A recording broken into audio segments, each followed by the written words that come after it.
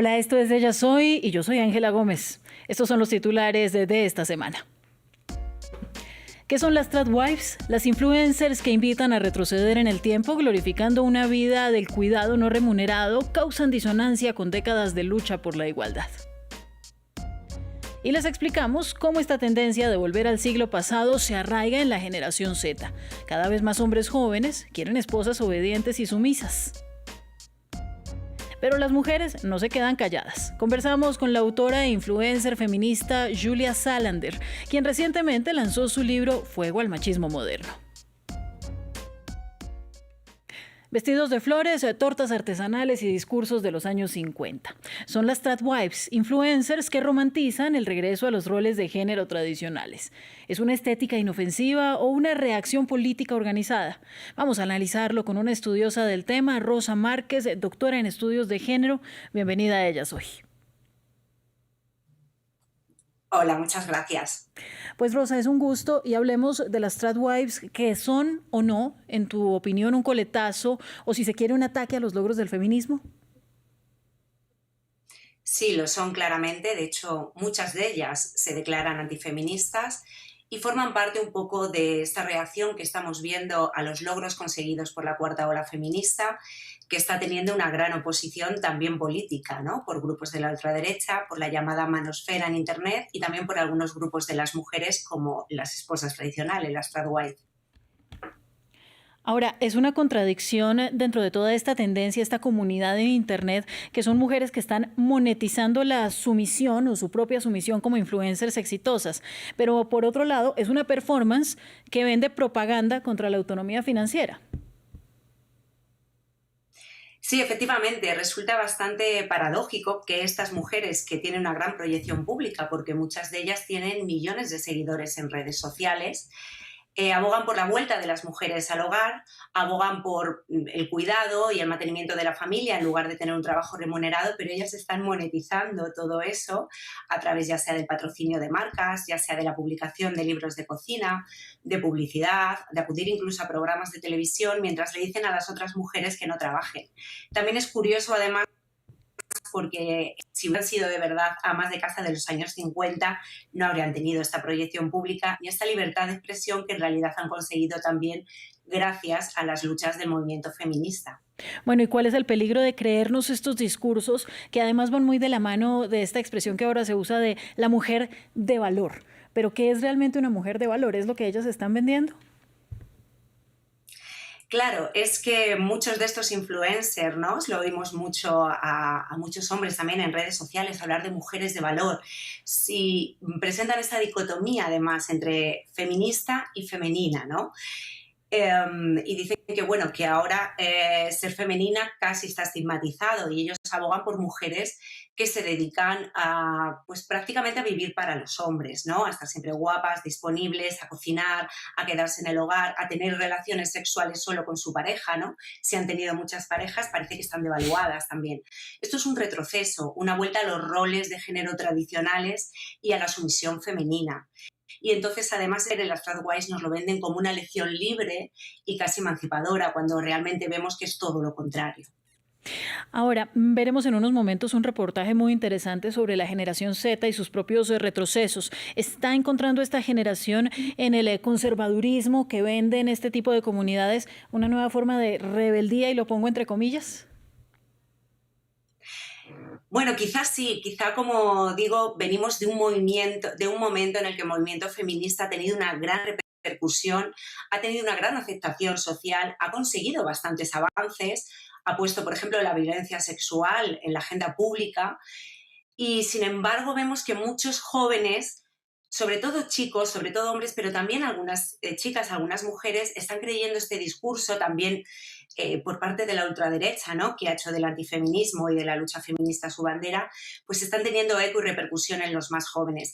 También hay que decir que en esto ha tenido mucho que ver las redes sociales e Internet, porque juegan a la polarización y aquellos contenidos que son más polarizantes, aquellos que generan más controversia, aquellos que más son criticados o cuestionados, tienen más engagement, ¿no? Tienen más comentarios, tienen más reacciones y eso es lo que favorece también al algoritmo, que está, como vemos, favoreciendo esa polarización política y social por parte de amplios sectores de la sociedad, pero sobre todo de los jóvenes, que son los que más tiempo pasan en las redes sociales y en Internet. Pues Rosa, muchas gracias a ti por tu análisis. Nada que agregar. Muchísimas gracias a vosotros, encantada. Muy bien, y justamente una encuesta global en 29 países mostró que una ligera mayoría, concentrada en la generación Z, cree que los hombres ya hicieron suficiente por la igualdad de género y se perciben discriminados. Revisamos cifras sorprendentes. ¿Debe una esposa obedecer siempre a su marido? Podría parecer una pregunta del siglo pasado, pero los datos dicen lo contrario. Un reciente estudio global de Ipsos y el King College de Londres revela una fractura generacional inesperada. Lo sorprendente no está en los mayores, sino en los más jóvenes. El 30% de los hombres de la generación Z, aquellos nacidos entre 1997 y 2012, cree que la obediencia femenina es necesaria. Una cifra que contrasta con el 18% de las mujeres de su misma edad. La brecha se ensancha al hablar de la intimidad y el cuidado. Sobre la iniciativa sexual, 3 de cada 10 hombres jóvenes creen que una mujer real nunca debería iniciar una relación sexual. Y sobre la crianza, el 56% de ellos sostiene que las mujeres son mejores cuidadoras por naturaleza. Un fenómeno creciente que retrocede un camino de décadas de lucha por la igualdad. 1 de cada 2 hombres piensa que el asunto ha ido demasiado lejos y los discrimina. Y 54% de personas consultadas sienten que ya están haciendo demasiado por la igualdad. Aún así, algunos creen que las cosas mejorarían con más mujeres liderando. 6 de cada 10 apoyan que haya más mujeres en cargos de responsabilidad en el gobierno y las empresas. Es como si la generación Z viviera en una contradicción. Admiran a las mujeres exitosas, pero desconfían de su independencia. Y con los derechos de las mujeres bajo ataque surgen iniciativas como la de Julia Salander, que es activista e influencer feminista. Julia publicó su libro Fuego al machismo moderno y a su paso por la Feria del Libro de Bogotá compartió su análisis sobre la misoginia en línea. Veamos la entrevista de Hugo Caro Jiménez. Julia, bienvenida a Colombia, a este espacio de France 24 en español. Muchas gracias a vosotros por invitarme, porque me hace mucha ilusión estar aquí. Bienvenidísima. Quisiera preguntarte, ¿a qué se le puede atribuir este nuevo tipo de machismo que se está dando en la generación Z? ¿Vale? Me encanta, esta pregunta es difícil de sintetizar. No, yo un poco el activismo que hago o los libros que escribo es porque me doy cuenta de esto, de que el machismo está creciendo, pero no solo crece, sino que también cambia. Entonces ahora vemos a chicos muy jóvenes en redes sociales, en TikTok, pero también en la calle, en las escuelas, que alardean de ser machistas. Y claro, yo lo pienso, la generación de mis abuelos era una generación profundamente misógina, pero porque les educaron así y era el sentir de esa generación. Ahora mismo tenemos mucha más información. Podemos identificar la violencia. Pienso, por ejemplo, en violencia sexual. La violencia sexual ha existido siempre, que se lo pregunten a nuestras abuelas. La diferencia es que ahora identificamos, le ponemos nombre a las cosas, lo denunciamos, alzamos la voz. Entonces, ¿qué pasa en la generación Z? A mí me sorprende mucho ver a chicos de 16, 17, 18 años con discursos súper machistas. Y pienso, no puede ser que estos chicos sean más machistas que mi abuelo. Entonces creo que es importante analizar estas cosas y entender qué le pasa a estos chicos, a estos incels, llamémosle como queramos. ¿Por qué tanto odio? Realmente creo que están en contra de todos los avances que hemos hecho las mujeres y en el fondo les duele que se consiga la igualdad, porque hay una misoginia muy profunda dentro de ellos de que se creen superiores o nos ven a las mujeres inferiores. Quiero aterrizar todo este contexto que venimos hablando en la coyuntura internacional actual. Wow. Que no podemos dejarlo pasar, por supuesto. Entonces, quisiera preguntarte que la extrema derecha a través del mundo, a través de diferentes líderes mundiales, esté en auge, ¿consideras que propicia un ambiente para que las nuevas formas de machismo tomen fuerza? Totalmente. Aparte es que es un fenómeno mundial. O sea, lo vemos en España con Vox, pero lo vemos en Argentina con Milei, lo vemos en Italia con Meloni, lo vemos con Netanyahu, lo vemos con Donald Trump. O sea, hay un auge en todos los países del mundo. Cada vez que hay elecciones, la extrema derecha sube. Entonces, para poder explicar esto, nos hemos de ir a algo internacional.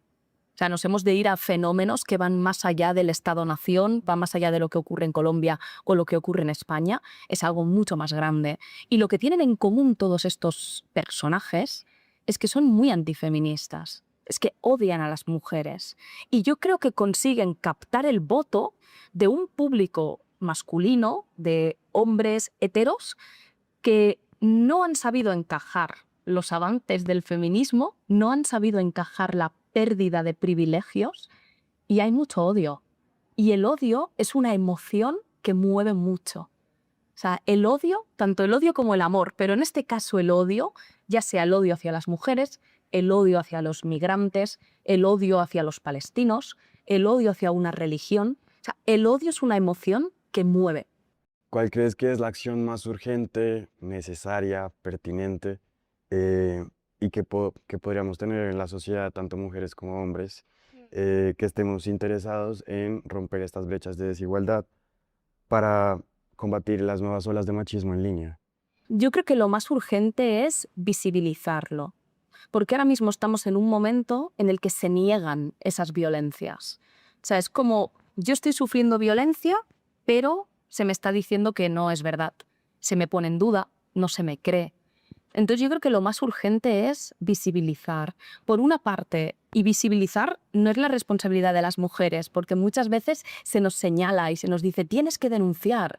Y es como, wow, espérate, o sea, estoy sufriendo violencia y encima tengo toda la presión encima de tener que denunciarlo o tener que alzar la voz. Los hombres yo creo que también pueden hacer muchas cosas. Y pueden hacer muchas cosas y lo típico de grupos de hombres, bromas machistas, comentarios machistas, a mí me encantaría que hubiese hombres que dijesen, oye, chicos, esto no está bien. Entonces yo creo que hay pequeñas acciones que se pueden hacer desde parar y reflexionar y decir, vale, a mí a veces yo pienso, cuando dudo, ¿esto es machista o no es machista? Pienso, si fuese un hombre, ¿estaría haciendo lo mismo? ¿O me estaría actuando igual? O al revés, si este chico fuese una chica, por ejemplo, son detalles, pero abrirle la puerta. Hay muchos gestos que son pequeños, que son cotidianos, pero que ya te van marcando una diferencia de cómo tratas a las mujeres y cómo tratas a los hombres. Y yo pienso, en un mundo 100% igualitario, ¿cómo nos comportaríamos? Mucho para pensar. Nos vemos próximamente en Ellas Hoy.